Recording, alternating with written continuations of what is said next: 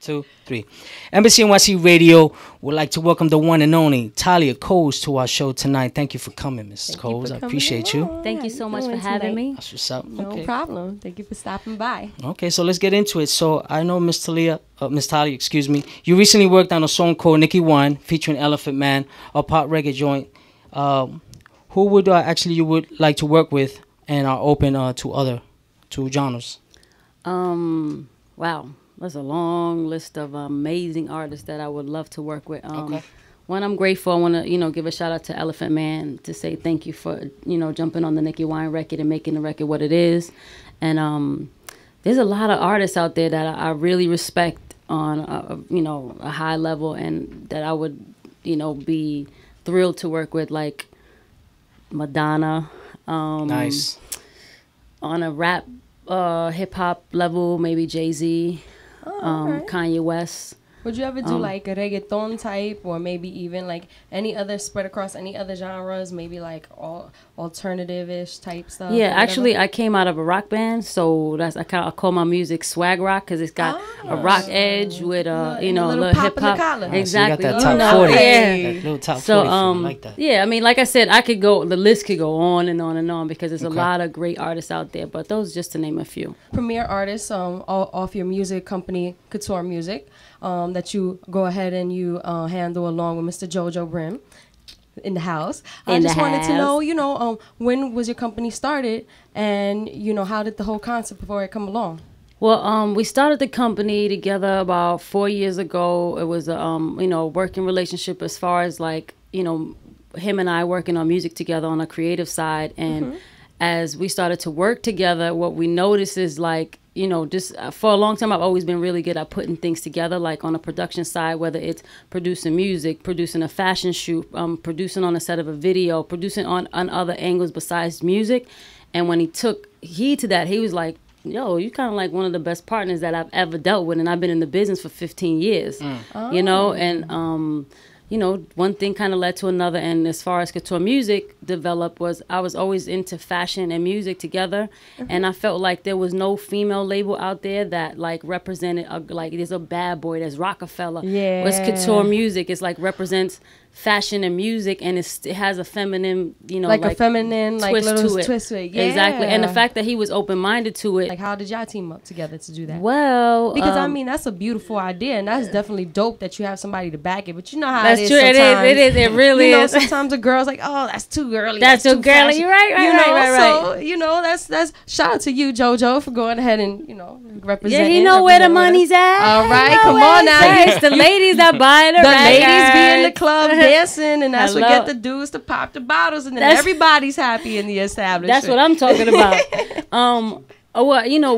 I know JoJo for a very long time, like back when before he started at Def Jam. So I was like a little girl, like, around the music business because, my dad played for James Brown. My brother was signed to Curtis Blow when I was a little girl. So I've had a lot of musical influences in, a long time. So what happened was being around like, hey, I'm a writer, I'm a singer. He was like, yeah, you like my little sister, so we always knew each other for like very many years. And maybe like 10 years later, as I started to develop my music, one day I bumped into the studio. I was writing a song for one of his artists. I didn't know the girl was signed to him. So he was like, oh, you writing? Like, what else you got going on? I told him, I said, hey, I'm like a pop rock artist, mixed with a little like hip hop swag. And he's like, yo, I've been looking for something like that.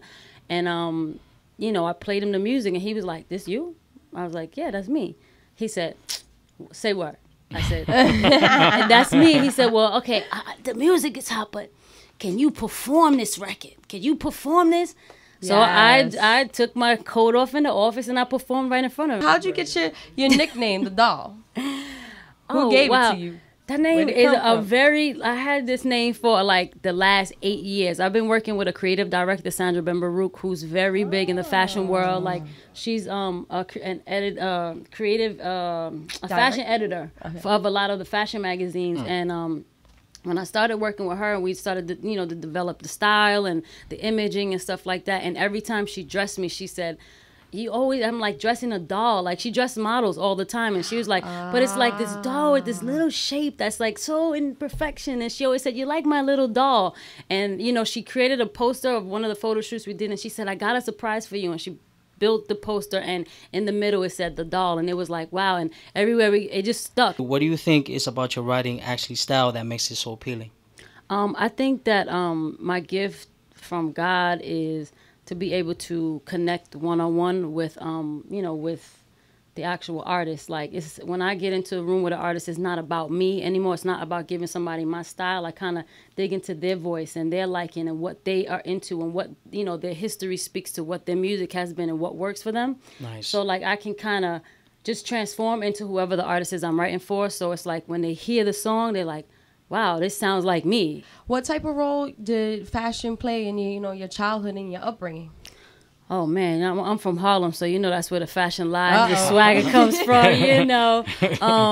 But like my mom used to say when I was like 10 years old, she'd send me to the store. She'd be like, "Why you gotta get all dressed up to go to the store?" And I'd be like, "Come on, Mom, why are you sweating me? Come on." So I've always like made stuff myself, and she's like, "What are you making?" Like, and I would just like either cut something up or add different pieces to it, and it was always a unique thing. Every time I went to school, they'd be like, "Where'd you get that?" So I know that you took voice, dance, and theater back in actually in LaGuardia High School, School of Photo Performing Arts.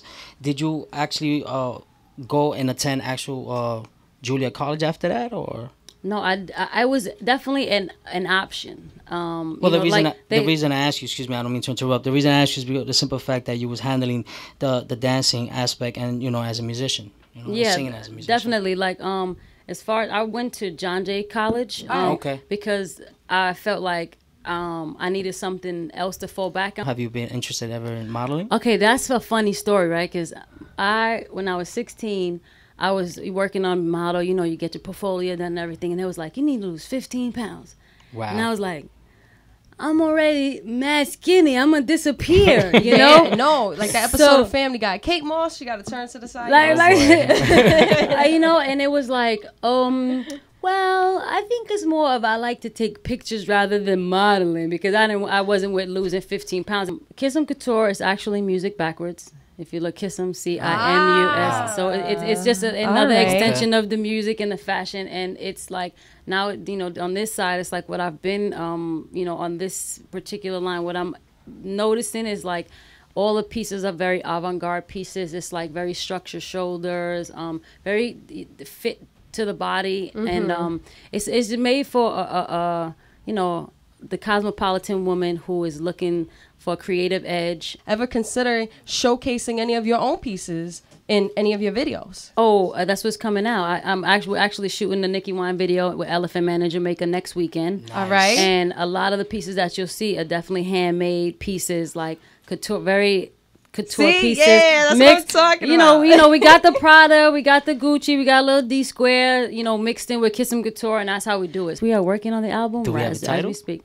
It's called Closed Minded, and it's spelled not closed minded as in CLOSED, but CLOTHES. There goes the fashion and music. There we go. I love it. I love how you intertwine everything. Yeah. Do we have a release date for it, by the way? No, not yet. I think that you know, for now we want to focus on the Nicki Wine record and kind of giving the public more music, so they create a demand for the actual album. So at Facebook.com/Talia Coles, that's TALIACOLES. That's MySpace.com/Talia Coles, TALIACOLES. And Twitter is at real REALTALIA Coles. So it's at real Talia Coles. We usually ask the artist if it's possible if you give us at least a little show of a little what acapella. A little acapella. Okay. You, me, and emptiness between us. If the only thing I have is scars left, baby, then why is leaving you this hard?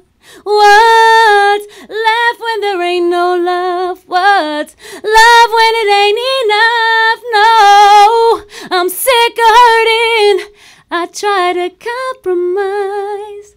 Damn, listen, I have butterflies in my stomach when I heard very nice. All right, very so nice. stay tuned. The wonderful, beautiful, lovely Talia Coles got a lot going on. Got the clothes, got the music, performances popping. So make sure you stay tuned. That's what it is. Stay DJ tuned. Myster, EmbassyNYC Radio. You already know each and every week 9 o'clock sharp, alongside J. Christine. Embassy.